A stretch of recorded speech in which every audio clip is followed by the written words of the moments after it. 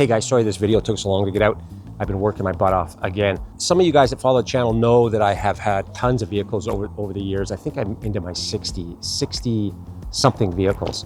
And I got another one. Before I get into why I decided on this vehicle and how this whole thing came about, I'll tell you a little bit about it.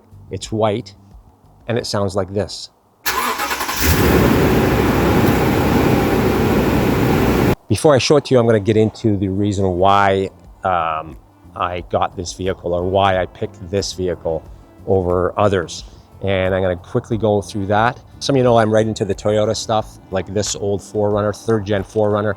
It's got 530,000 on it and original engine. And the engine in this thing is absolutely bulletproof, the 3.4 liter. I also have a first gen RAV that I've been commuting in it. And that thing's awesome. It's gutless, but awesome. And it's a 1999. So why I'm buying this vehicle is because I've got a lot of old stuff and I enjoy it, but I want something that's gonna 100% work every time I get in it.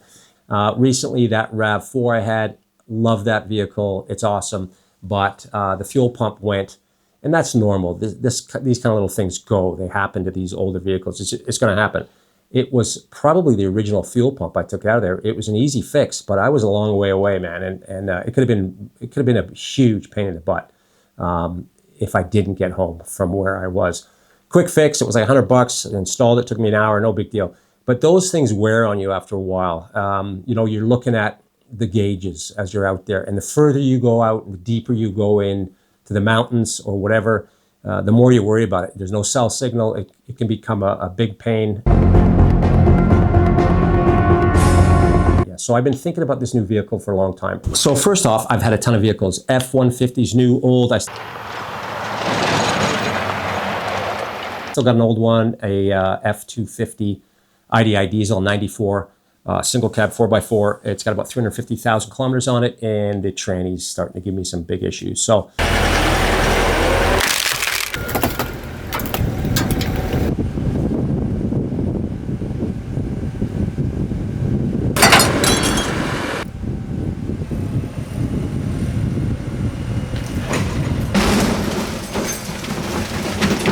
So my job is construction. I'm in construction, so I talk to guys with trucks every day.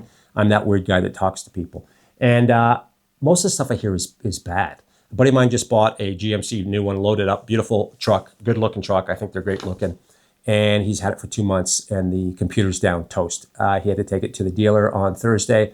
God knows how long this part's gonna take to come in, but right now he's screwed. Really, they're alongside Dodge as far as being just completely crap as far as a new vehicle. Something that's going to last you 10, 15 years. That ain't happening. If I was going to tow stuff every day, like heavy stuff, I think I'd have to go with the Ford, you know, an F-350 or 250 with the big honking diesel. But you know what? That's just a problem, man. You know that's going to be a nightmare in about 3 to 4 years. What I was looking for is something I can do overlanding in. And I hate that word. That's car camping. Can't stand the word. You're car camping. That's it. That's what it is. I want to do that, but I don't want to do it with a rooftop tent. I think those are so stupid. I'll be honest with you. You just throw a $60 tent in the mud and sleep in it. That's camping. So being a Toyota guy, I was excited that the new Tacomas were coming out in 2024. I thought it was going to be great, but they're pieces of crap.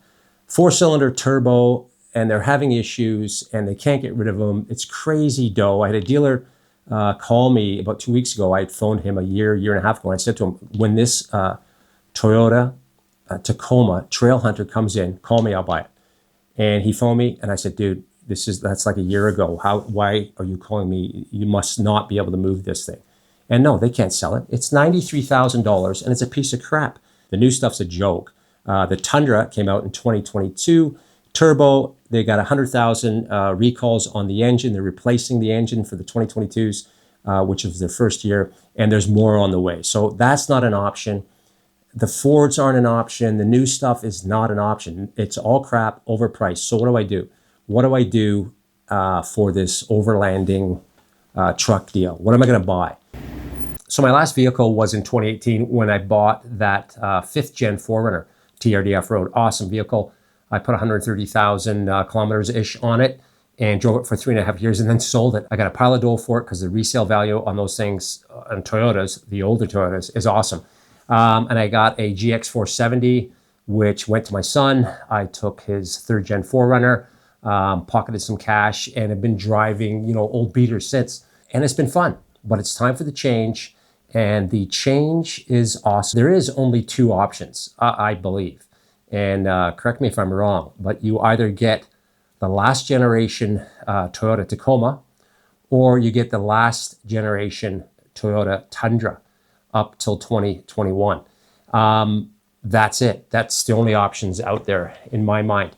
The problem for me with the Tacoma, and I was set on a Tacoma, not only the new one until I figured out they were crap, but the generation before it. I was going to buy a 2023. I was pumped on it.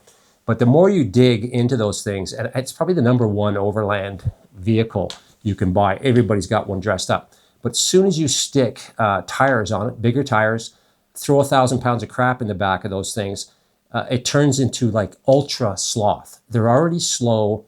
The automatic transmission on those things sucks huge. Like they're always hunting for gears. And again, I'm in the mountains, high altitude, and that's going to suck hard. And then I thought, maybe I'll get a 6-speed. And then anyway.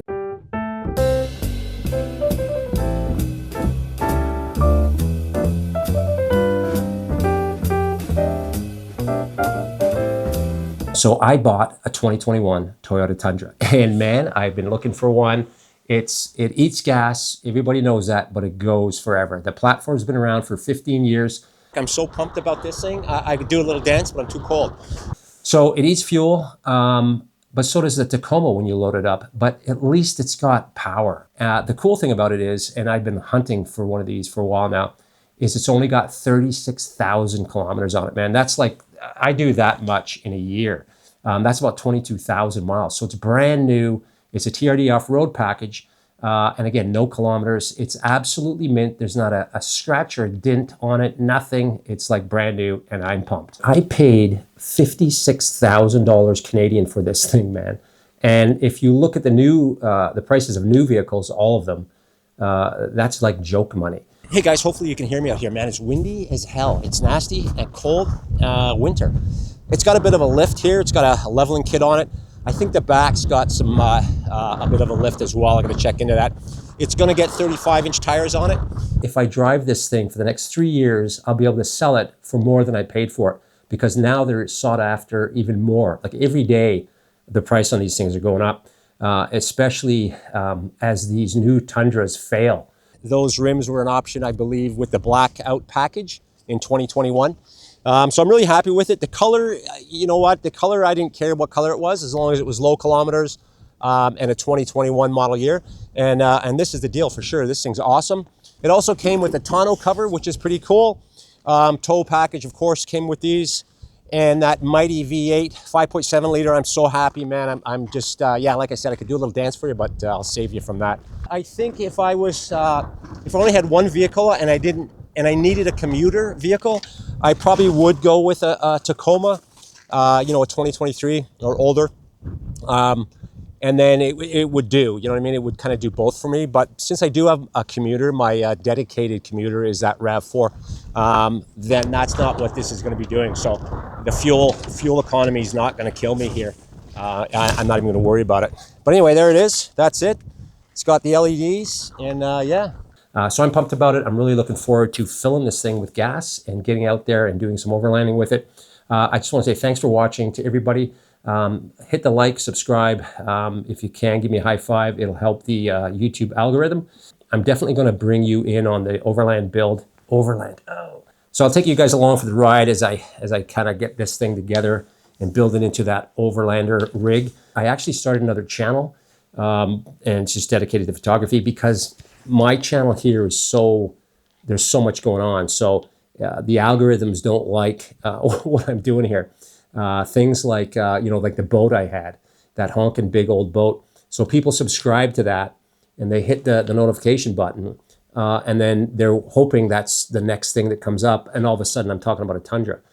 Maybe I'll dedicate a few channels to certain subjects. So if you're into photography, I'll put a link below to that channel. I just started it up, and I'm going to continue posting stuff there when I'm out taking photos. And that's part of the deal with this Tundra too. I want to take it hunting. I want to use it for hunting weekends. photography weekends. I want to just get in it and go and have everything I need inside it ready to roll.